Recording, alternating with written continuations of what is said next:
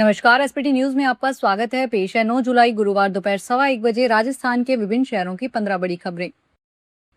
जयपुर शहर में ATS AGTF की टीमों ने आज गुरुवार को तड़के छापेमारी की। शहर भर में 20 से ज्यादा जगहों पर दबिश देकर गैंगस्टर से जड़े संदिग्ध बदमाशों को हिरासत में लिया गया। एटीएस एजीटीएफ टीमों की लगातार जारी कार्रवाई में हार्डकोर बदमाशों को भी पकड़ा जा रहा है। एटीएस एजीटीएफ टीमों ने सुबह करीब 5 बजे जयपुर शहर में 20 से अधिक जगहों पर छापेमारी की। गैंगस्टर और हार्डकोर बदमाशों के खिलाफ सर्च के लिए दबिश दी गई। सूत्रों के मुताबिक पिछले काफी समय से एटीएस और एटीजीएस को जयपुर शहर में अलग अलग गैंगस्टर्स के अपना साम्राज्य स्थापित करने की कोशिश में जुटे होने का पता चला था। राजस्थान में मानसून पूरी तरह सक्रिय है और अधिकांश हिस्सों में लगातार बारिश का दौर जारी है। मौसम विभाग ने गुरुवार को भरतपुर, धौलपुर, बारां और झालावाड़ जिलों के लिए ऑरेंज अलर्ट जारी किया है। वहीं जैसलमेर, बाड़मेर, जोधपुर और जालोर को छोड़कर प्रदेश के 29 जिलों में येलो अलर्ट घोषित किया गया है। हालांकि 11 जुलाई से बारिश की गतिविधियों में कमी आने और मानसून के कमजोर पड़ने के संकेत दिए गए हैं। प्रशासन और आपदा प्रबंधन विभाग ने लोगों से सतर्क रहने तथा नदी नालों और जल भराव वाले क्षेत्रों से दूर रहने की अपील की है।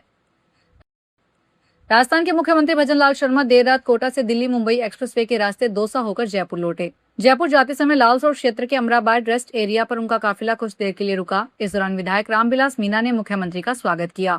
इसके बाद मुख्यमंत्री का काफिला भांडारेज व बांदीकुई क्षेत्र से होकर जयपुर के लिए रवाना हो गया।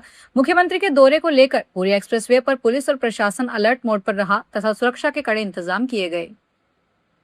राजस्थान में बसों में आगजनी की बढ़ती घटनाओं के बाद गुरुवार को जजों ने खुद सड़क पर उतरकर लग्जरी बसों का निरीक्षण किया। इस दौरान खामियां मिलने पर बसों के चालान काटे गए और उन्हें सीज करने की कार्रवाई की गई। जयपुर में जिला विधिक सेवा प्राधिकरण की सचिव पल्लवी शर्मा ने चौहू पुलिया और 14 नंबर बस स्टैंड से संचालित हो रही लग्जरी बसों और बाल वाहनियों का औचक निरीक्षण किया।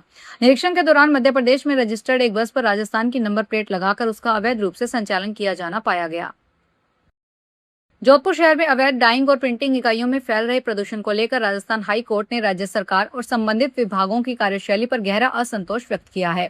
जस्टिस विनीत कुमार माथुर और जस्टिस चंद्रशेखर शर्मा की खंडपीठ ने अधिकारियों से पूछा कि जब विभागों ने स्वयं कार्रवाई के आदेश जारी किए थे तो उनका पालन अब तक क्यों नहीं किया गया। कोर्ट ने सभी संबंधित अधिकारियों को उक्त आदेशों पर तत्काल कार्रवाई करने के निर्देश दिए हैं। साथ ही उनकी अनुपालना रिपोर्ट 14 जुलाई 2026 तक कोर्ट में पेश करने के लिए कहा गया है। राजस्थान सरकार ने बिजली कंपनियों में अव्यवस्थाओं, जर्जर विद्युत लाइनों के कारण करंट से मौतों के मामले में गंभीरता दिखाई दी। जिम्मेदार अधिकारियों की जवाबदेही तय करने और ऐसी घटनाओं को रोकने के लिए इस तरह के मामलों में अब मुख्य सचिव वी श्रीनिवास सीधे मॉनिटरिंग करेंगे। उन्होंने इस मामले को लेकर आज मुख्य सचिव ने राजस्थान ऊर्जा विभाग और तीनों बिजली वितरण कंपनियों के वरिष्ठ अधिकारियों की बैठक बुलाई है। मुख्य सचिव ने इस संबंध में सभी संबंधित अधिकारियों को आवश्यक तैयारियों के साथ उपस्थित रहने के निर्देश दिए। अब मुख्य सचिव स्वयं इस मामले में विभाग की गतिविधियों, योजनाओं का होमवर्क चेक करेंगे। पांचना बांध विवाद को देखते हुए कैबिनेट मंत्री डॉक्टर किरोड़ीलाल मीणा ने सभी किसानों से शांति, संयम और आपसी सौहार्द बनाए रखने की अपील की है। उन्होंने कहा कि कुछ लोग वातावरण को तनावपूर्ण बनाने का प्रयास कर रहे हैं, जबकि हिंसा किसी भी समस्या का समाधान नहीं है। किरोड़ी ने कहा, सभी किसान भाई किसी भी प्रकार की हिंसा, उग्र प्रदर्शन अथवा कानून व्यवस्था प्रभावित करने वाली गतिविधियों से दूर रहें।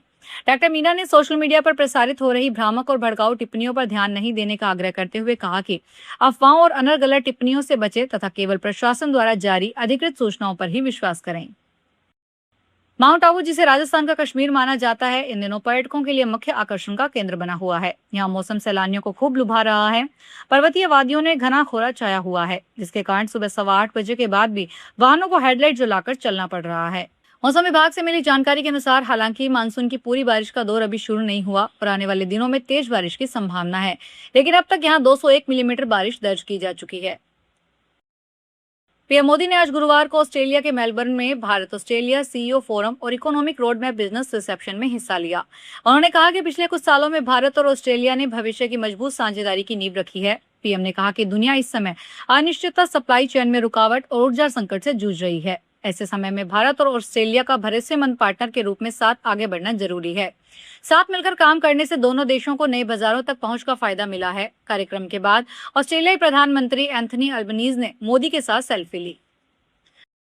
राजस्थान हाईकोर्ट में जोधपुर एयरपोर्ट से ज्यादा उड़ानों के संचालन को लेकर महत्वपूर्ण प्रगति हुई है। सरकार, एयरपोर्ट अथॉरिटी ऑफ इंडिया, भारतीय वायुसेना और सीआईएसएफ ने कोर्ट को भरोसा दिलाया है कि नए टर्मिनल के पूर्ण संचालन में कोई बाधा नहीं आएगी। इस आश्वासन के बाद जोधपुर से उड़ानों के विस्तार की उम्मीदें मजबूत हो गई। यह सुनवाई लिब्रा इंडिया की ओर से दायर जनहित याचिका पर हुई। जस्टिस विनीत कुमार माथुर और जस्टिस चंद्रशेखर शर्मा की खंडपीठ के समक्ष एएआई की ओर से वरिष्ठ अधिवक्ता आरडी रस्तोगी ने बताया कि नए टर्मिनल भवन का उद्घाटन हो चुका है और जल्द ही पूरी क्षमता के साथ काम करने लगेगा। मामला पाली जिले के तख्तगढ़ थाना क्षेत्र के पावा गांव का है। देर रात को चोर गांव में स्थित पावेश्वर महादेव मंदिर में घुसे और भगवान की मूर्तियों पर लगे करीब 8 से 9 किलो चांदी के छतर और मुकुट लेकर फरार हो गए। एक मंदिर में चोरी की नीयत से 2 नकाबपोश बदमाश घुसे। ताला टूटने की आवाज पर मंदिर में सो रहे पुजारी जगा। बेटे और भांजे को साथ लेकर लाठियों से चोरों पर हमला करने पहुंचे। पीछे से एक लाठी चोर को मारी तो उसने पिस्टल निकाल दी और मारवाड़ी भाषा में चेतावनी दी कि पीछे हट जाओ वरना गोली मार दूंगा। अलवर जिले के रैनी थाना क्षेत्र से गुजर रहे दिल्ली मुंबई एक्सप्रेसवे पर मांस से भरे एक कंटेनर को पुलिस ने कब्जे में लिया। गोरक्षकों की सूचना पर पुलिस मौके पर पहुंची और कंटेनर को रैनी थाने ले गई। गोरक्षकों ने कंटेनर में रखे मांस के प्रतिबंधित होने की आशंका जताते हुए इसकी पशु चिकित्सा विभाग से जांच करवाने की मांग की। इसके बाद पुलिस ने पशु चिकित्सा अधिकारी को थाने बुलाकर मांस के नमूने लिए और जांच के लिए भेज दिए। मादक पदार्थों के विरोधी कार्यबल ने राजस्थान के साथ मध्य प्रदेश के इनामी तस्कर को मध्य प्रदेश के नीमच से गिरफ्तार किया है।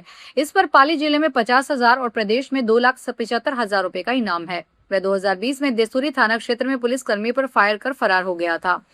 सुनील तक पहुंचने के लिए पुलिस ने 15 दिन तक चरवाहे के भेष में उसके गांव और आसपास के इलाकों में रैकी की थी। राजस्थान के नार्को टॉप 25 की सूची में शामिल गमेरपुरा पुलिस थाना जीरन जिला नीमच मध्य प्रदेश निवासी 27 साल का सुनील पुत्र कारूलाल रावत मीना को एएनटीएफ ने 8 माह तक अभियान चलाकर गिरफ्तार किया। शेखावाटी की सबसे बहुप्रशिक्षित यमुना जल परियोजना धीरे धीरे धरातल की ओर बढ़ती नजर आ रही है।